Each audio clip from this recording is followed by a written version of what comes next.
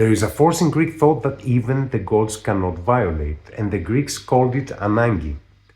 At the end of the Republic, Plato depicts one of the most enigmatic and profound images in ancient philosophy, the soul standing before the mechanism of the universe, and at the very center there is an axis, a spindle, the spindle of necessity.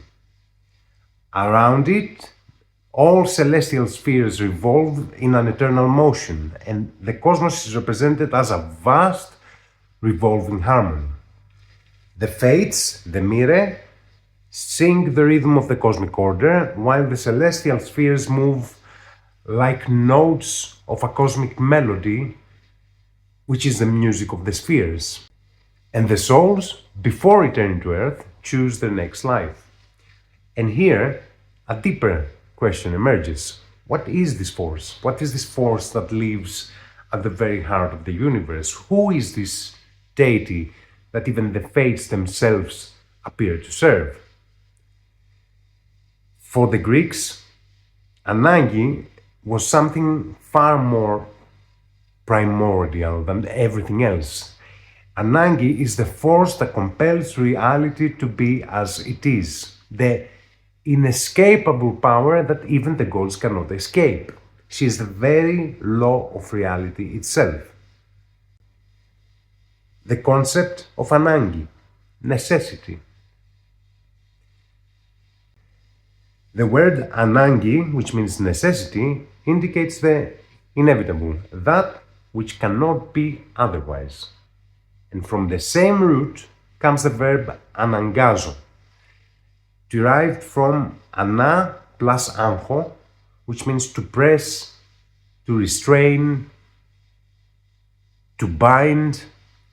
But in Greek philosophy, Ananke is not a force of tyranny. It is the necessity of order. It is not oppression, and it is not blind fate. And it is not a mere ought something or must something. It is the way in which the world cannot help but be what it is. And reality has laws. Ananke is the force that causes things to unfold according to a law. Not because someone desires to, but because they cannot happen in any other way. Ananke is that which binds the possibilities of reality. Not through violent imposition, but because the very nature of things does not permit any other outcome. In Greek thought, this is of course not social pressure or human coercion, it is cosmic law. And these laws, the Greeks named under this one name, Ananke. The spindle of necessity. In the myth of Vir, as we said, Plato describes the universe as a vast rotatory structure of harmony, and at the very heart we have the spindle of necessity. It is a symbol that is inseparable to fate and cosmic order, and around this axis the spheres and the celestial bodies revolve. The spindle is the primordial tool used to spin the thread of life, the thread of destiny, and seated beside necessity are her three daughters, the mire, the fates, Clotho, Lachesis, and Atropos. Clotho is the spinner that revolves the present, spinning the thread of life. Lachesis, she is the allocator. She casts the lots, assigning each soul its destiny, and Atropos, she is the inflexible, determines the end, severing the thread that cannot be turned back. Yet, even they are the daughters of Ananke, and this signifies that even fate itself obeys a more profound underlying law. Necessity stands above destiny. The world between Nous and Ananke. Plato revisits the law of necessity in another dialogue, the Timaeus. There he describes the creation of the cosmos as the convergence between two fundamental principles, Nous, which is reason, mind, higher mind, and Ananke, which is necessity. Nous is the principle of order, and Ananke is the raw force of nature, so to speak. The matter, the inherent resistance of reality. It's like the world is born through the tension between these two primordial forces. It is sculpted through the persuasion of necessity by reason. Nous strives to organize the chaos, and Ananke sets the boundaries. And it is through this tension between order and the necessity of nature, of Physis, that form is manifest. In the thought of Plato, of Parmenides, and the Orphics, Ananke is the very scaffolding, if you will, upon which law, time, and motion operate. It does not mean what someone wills to happen. It means, given these conditions, this shall be the inevitable result. Ananke does not decide. She's the principle that dictates that if you bind together these elements in this manner, this is what will be produced. She is the engine of causality, not a metaphysical hand pushing you forward. In modern terms, this engine is what we could call the universal laws of physics. Consider electromagnetism, for example. It is the fundamental necessity of relationship. It is the force that compels electrons to bind with protons to form the atoms. This isn't a choice. It is a mathematical and physical requirement for matter to exist. Without this binding pressure of Ananke, the entire material world would dissolve into some incoherent radiation, back to chaos. In the realm of quantum physics, we see this even more clearly through the wave function. While the quantum world seems to be a field of infinite possibilities, those possibilities are strictly bounded by universal constants. It is the fine-tuning of the cosmos. When Nous, mind, consciousness, or the observer, interacts with reality, the wave function collapses into a specific result. But this result must still obey the structural laws of the universe. So Ananke provides the scaffolding, the fixed numbers like the speed of light or the Planck constant, and these can be translated to the modern Spindle of Necessity. If all of these values changed by even a fraction, stars would never ignite and the story of life wouldn't even have begun. So Ananke does not mean to restrict reality. She provides the very consistency that makes reality possible. Ananke before the gods, origin and being. If we look at Greek cosmogony, especially within Orphic thought, but the Orphic thought is kind of the Greek philosophical tradition, so to speak. It is the Orphic tradition starts with Orpheus and goes up to the Neoplatonics.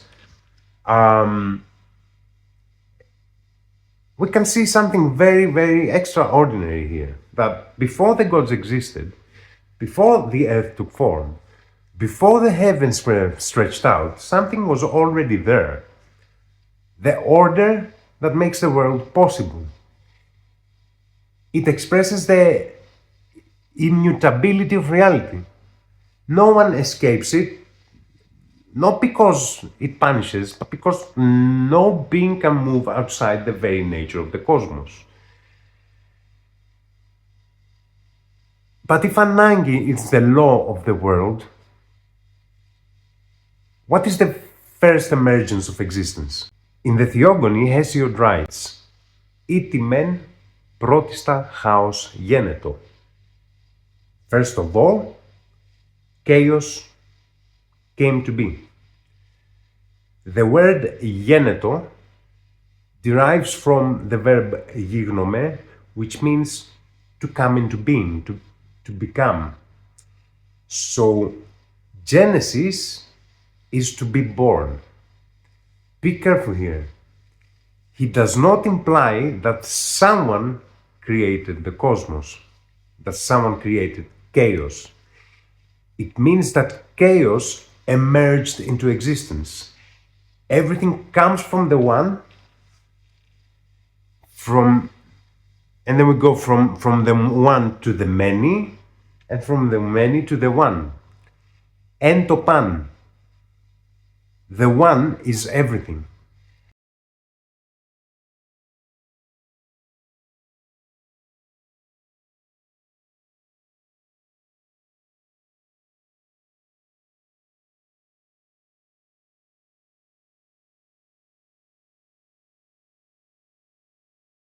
Everything is connected, everything emerges, and all of this is what?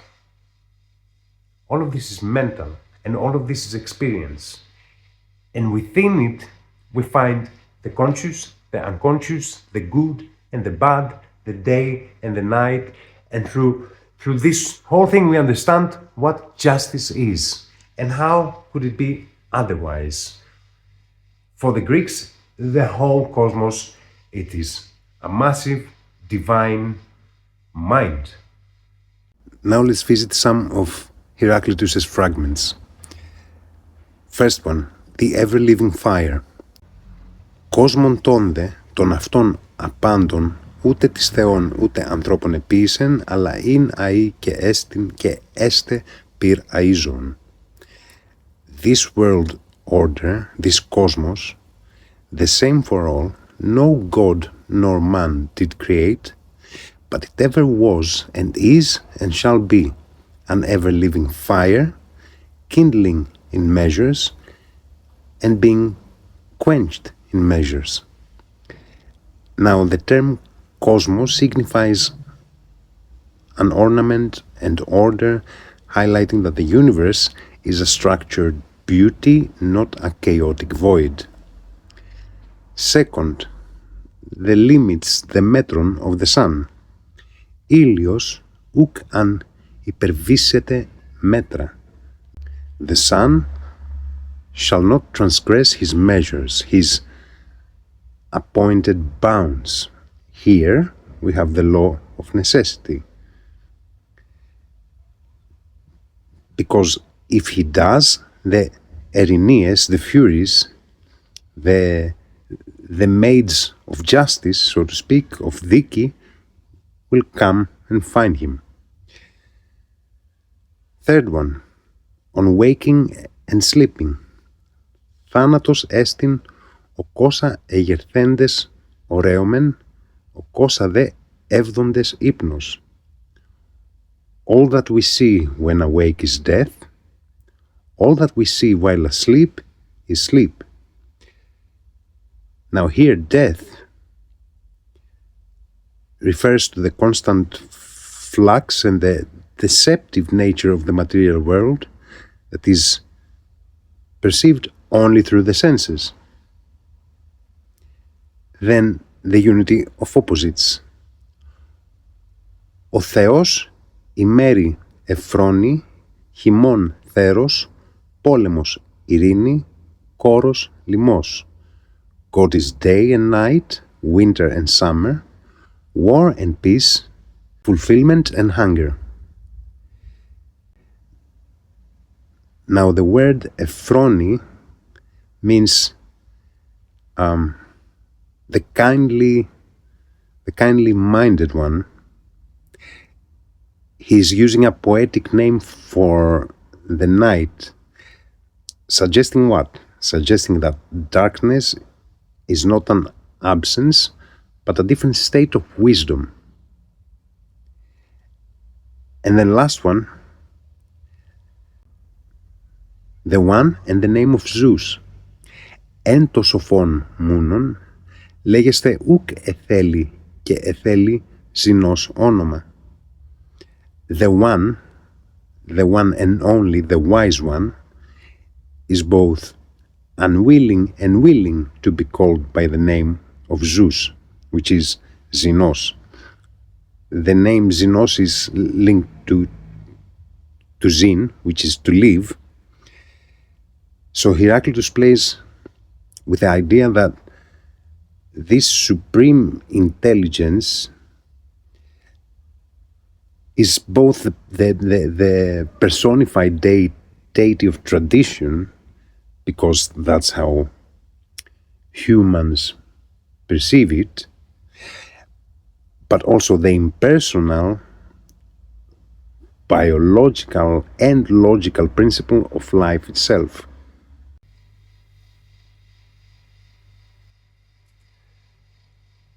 The roots of existence and wisdom, Gen, Gno, and Gn. We have the root Gen, and this implies birth and existence.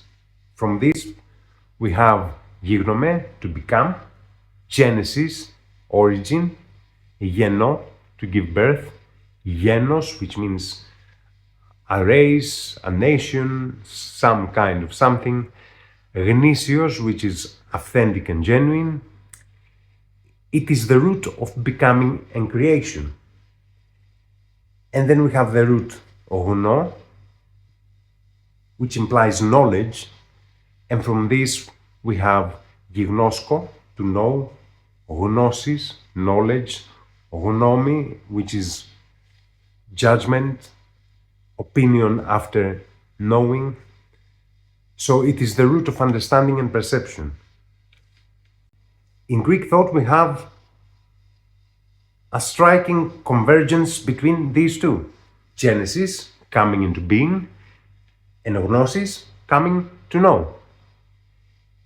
And the philosophers very often linked knowledge with becoming. And we even have a common root, G and N. So to truly know something, it must first have become, it must have entered the realm of existence. It is as if language itself tells us that understanding the world begins with understanding its genesis, understanding the first principles. Ananke and Chronos, time. In later writings, such as the Neoplatonic writings like Proclus, Ananke appears alongside Chronos, which is Chronos is time. Time is motion. Ananke dictates the order of that motion. In Orphic symbolism, time and necessity are depicted as twin forces entwined around the cosmic egg. And from this celestial rotation, the universe is hatched. Time is the flow, and Ananke is the law of that flow. And the gods are the logical, musical, and mathematical sequences of this order. And here we need to revisit the ancient etymologies of the word theos. Theos, God, derives from theo, and theo means to run with incredible speed, and tithemi, meaning to set in order or to arrange. So from the first principle, the primary creative causes of the all-creating Nous, of the all-creating mind, we descend into necessity and the multiplicity that reaches all the way down to this mud planet here. As George Gurdjieff famously said, things are as they are and they could not be otherwise. If man were different, then everything on this planet would be different. What is he speaking of here? Precisely the state of human unconsciousness and the failure to understand the law of necessity, the laws that govern motion and reality itself. The philosophical significance of Ananke. For the modern individual, the word Ananke, necessity, has nothing cosmological. It often carries the weight of restriction or lacking something or something of this kind of category. For the ancient Greeks, Ananke is the conscious realization of the cosmic order. To know Ananke is to know the very boundaries of reality, that wisdom is not found in a pointless struggle against necessity, and that it is found in understanding it. And ultimately in discovering your freedom within its framework. This is why Ananke is not fatalism, myrolatria in Greek. Fatalism renders you passive, like a mere spectator of your own life. Ananke awakens you. It reveals the laws that govern existence, so that you no longer collide with them in ignorance. It is the map of the possible, and knowing the map, it is the only way to truly navigate the impossible. If one does not hope for the unhoped for, one shall not find it. Heraclitus. Ananke, necessity, is the map of the possible. Heraclitus supplements this by suggesting that to find what lies beyond this map, the unhoped for, one must first possess the intellectual and spiritual predisposition to seek it. Freedom within necessity. At this point, there's a question here. If everything obeys Ananke, then does freedom exist? And we return to the myth of fear here. The souls choose their own lives. Plato writes that the responsibility of the choice belongs to the soul. Gurdjieff spoke of the law of accident versus the law of fate or destiny. He argued that most humans live as machines, reacting blindly to external shocks, governed by a mechanical necessity that they do not understand. Although many believe Gurdjieff to have been Armenian, he was of Greek descent, born in Armenia. And to anyone who has deeply studied both Greek philosophy and Gurdjieff's system, Gurdjieff's teaching, the connection is impossible to ignore. It is a shared spiritual DNA. For me, there is a lot in common between the teaching of Heraclitus and the teaching of Gurdjieff. They both taught through paradox, and they both demanded intense personal effort and the recognition of an immutable cosmic law. And Heraclitus famously spoke of the Logos and all the sleepers of this world who live in a private world of illusion, totally oblivious to the universal order. Gurdjieff brought the same Heraclitean fire into the modern era. He understood very clearly Ananke, and he understood that Ananke is the mechanical axis of the world. If you do not wake up, you are just a part of this rotation, a cog in the spindle of necessity. His Greek roots are not just a matter of heritage. This is not why I am mentioning this. They are the foundation of his worldview. The Greeks did not seek belief, but knowledge, Gnosis, and the order, the taxis, the order of the soul. Gurdjieff's fourth way is, in many ways, the return of the ancient Greek training ground of the soul, a rigorous training to align the human nous with the laws of the universe. I am straying away from our main topic now, but I just want to say that in the future I plan to create a dedicated series on the teachings of Gurdjieff, and my plan is to weave his system together with the teachings of Heraclitus, of Plato and Pythagoras, while connecting everything through Greek etymology.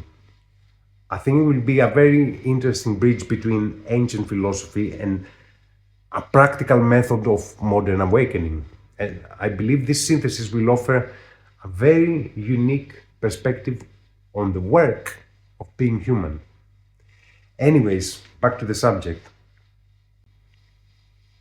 Necessity does not impose fate. Necessity defines the framework within which choices can become possible. For the Greeks, Ananke was not an oppression, it was the order of the world. And the realization of necessity was in fact a form of wisdom. To see things as they truly are, to understand the laws of Physis, the laws of Physis, of Logos. Physis is translated as nature, but it's not nature. Physis derives from Logos. It is an expression of Logos. It is the nature of things. To stop fighting the inevitable and instead to find your freedom within it. In Greek philosophy, the cosmos is taxis. It is order, and reality functions according to laws that are not arbitrary. The order is expressed through various concepts: logos, mira, fates, Ananke, Physis. In the Timaeus, as we said, Plato writes that the world is born from the cooperation of Nous and Ananke. This means that the world possesses what? Both logical order and a physical necessity. Man is not born guilty. He is born into a world that has laws. Philosophy, therefore, it is not a rescue from an original guilt. It is the understanding of the world's order. The Greek versus the Christian worldview. In the Christian worldview, we find the concept of the original sin. According to this theological view, man is born already in a state of a fall, stemming from the sin of Adam. And human nature is considered wounded. And salvation, therefore, is not the knowledge of the world's order, it is redemption from sin. Persephone. Pay close attention here. I will create a separate video, a dedicated video on the myth of Persephone in the future, but it is essential to mention her here. In the story of Persephone, we also have a fall and an abduction into the underworld. However, Persephone does not remain a victim. She becomes the queen. What does this signify? It means that she descends into the realm of Hades, and through that fall, she gains experience and discernment. Her descent is not a stain of guilt, but a necessary passage to power and sovereignty over the unseen self. So the difference is striking. In Greek thought, the world has order and necessity, and man is called to understand it, and this is cosmological, in Christian theology, the world is wounded by the whole fall, and man needs redemption. This is ethico-theological. The Greeks did not see necessity as sin, they saw it as the structure of existence. And this is evident in tragedy. Tragedy does not present man as inherently guilty, it presents man as a being who must recognize the boundaries of existence. Wisdom is born from the recognition of the cosmic order. Examples of natural necessity. I cannot reap without having sown, not out of coercion, but out of the nature of things. I cannot change my character without action, not out of fate, but out of law. I cannot understand without effort, not out of punishment, but out of structure. Ananke does not say, do not do. She says, if you do this, these will be the consequences. And this clarity is the very beginning of wisdom. True freedom is not the fantasy of doing the impossible, but the power to move within the possible with wisdom. The body as Sema and the awakening of Nous.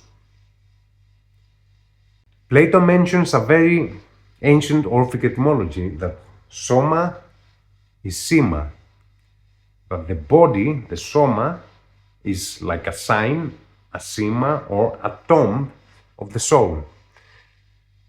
The soul within the body is like it is under some kind of restriction. But here the restriction is not moral, it is epistemological and existential. Plato presents Socrates saying that philosophy is a practice of death, meleti thanatou. This means disidentification, to die before you die, to realize the soul from the dominance of the body. Why?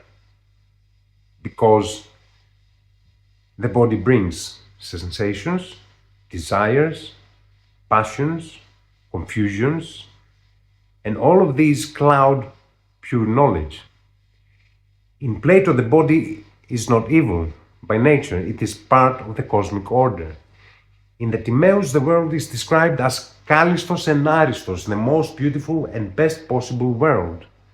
Matter is not the result of a fall, it is part of a cosmic creation. When Plato calls the body a prison, he refers to how it limits the soul through sensory illusions and passions. So philosophy is the exercise of liberating the soul from the tyranny of passions, not from matter itself, and not through whipping yourself, through measure, through understanding yourself.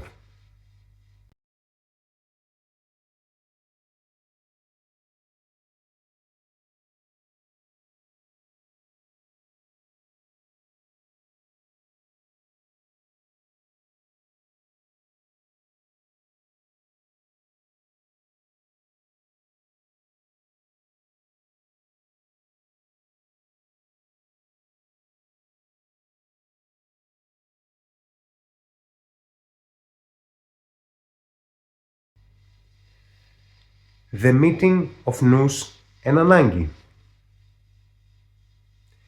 To understand Ananke is to cooperate with the very foundations of the world.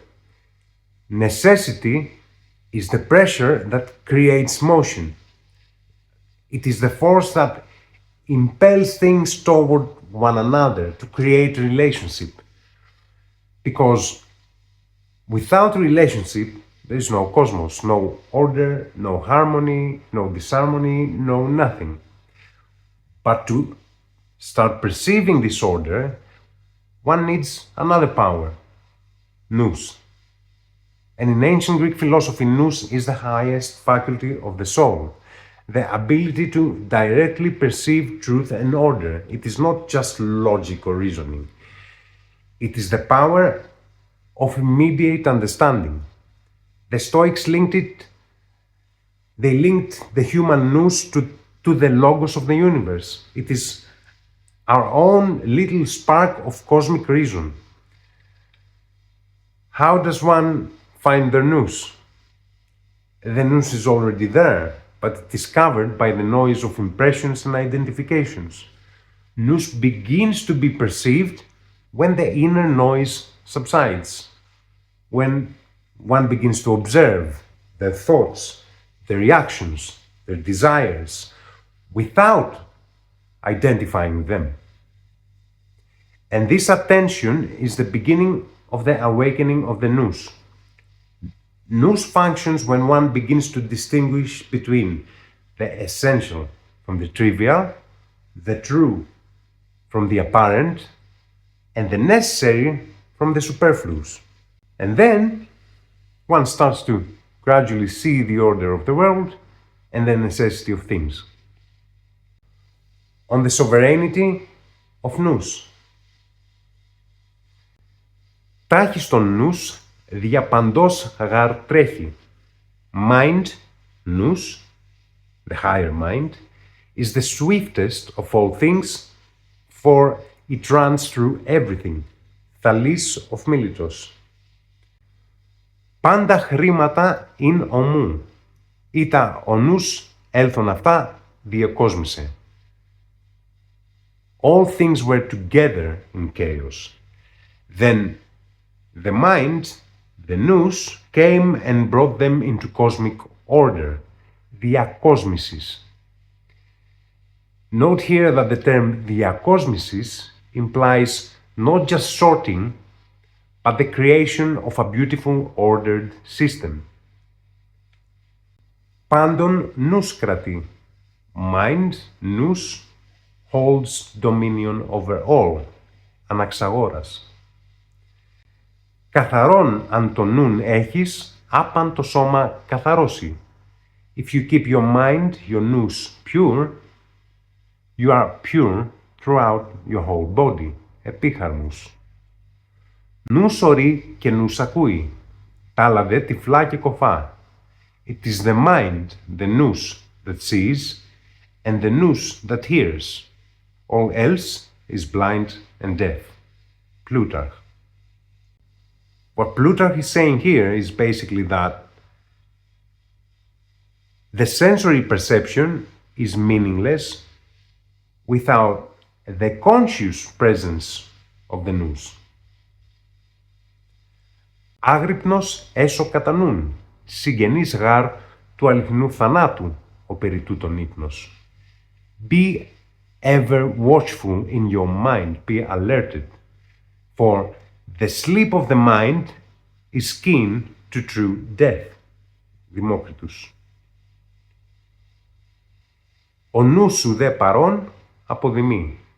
You are present here, yet your higher mind, your Nous, your higher consciousness, is somewhere else.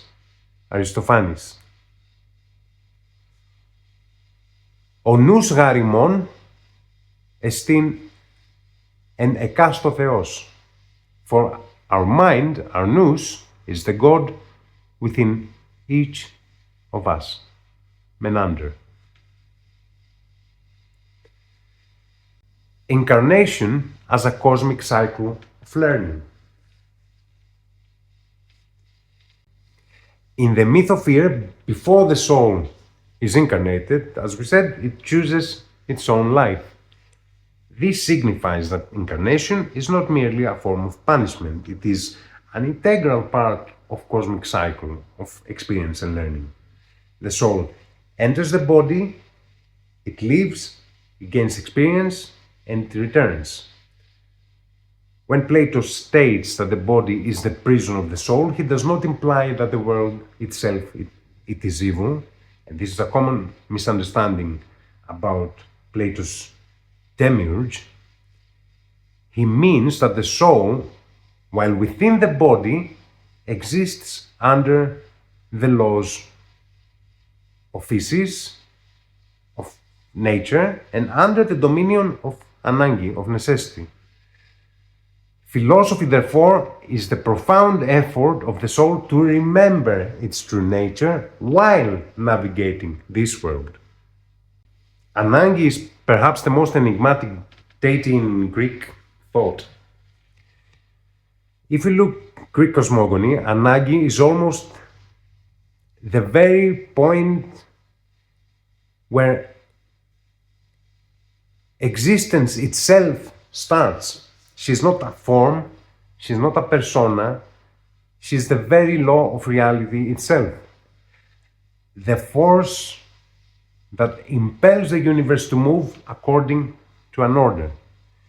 And perhaps this is why she dwells into the very heart of the cosmic spindle, the very axis upon which the universe revolves. Because before the gods existed, before the earth took form, before the heavens were stretched out, there was already the order that makes the world possible. And from that point, the story of creation begins. This video is the beginning of a new series of videos. Having completed the series of the hidden psychology of the Greek gods and the Pantheon, where we analyze the Olympian 12 and the primary deities, now we travel further back in time. We return to the first causes, the primordial forces that laid the foundation of all that is. We leave the realm of the persona to enter the realm of principle. This series into the roots of existence will unfold through 7 primary pillars. Ananke, which was this episode, the inescapable law. Chaos, the primordial opening. Gaia, the foundation of all. Nyx, the night, mother of mysteries. Eros, the primal force of union. Ether, the divine light of the upper air. Imera, the emergence of day. So we began with Ananke, the spindle around which everything turns. But if Ananke is the law, then what is the first emergence of existence? Chaos is the space where the law begins to operate. According to Hesiod, first of all, chaos came to be. So this is going to be the next video of our series. Chaos, not as disorder, but as the primordial opening, the first true breath of existence, the chasm from which the whole world was born.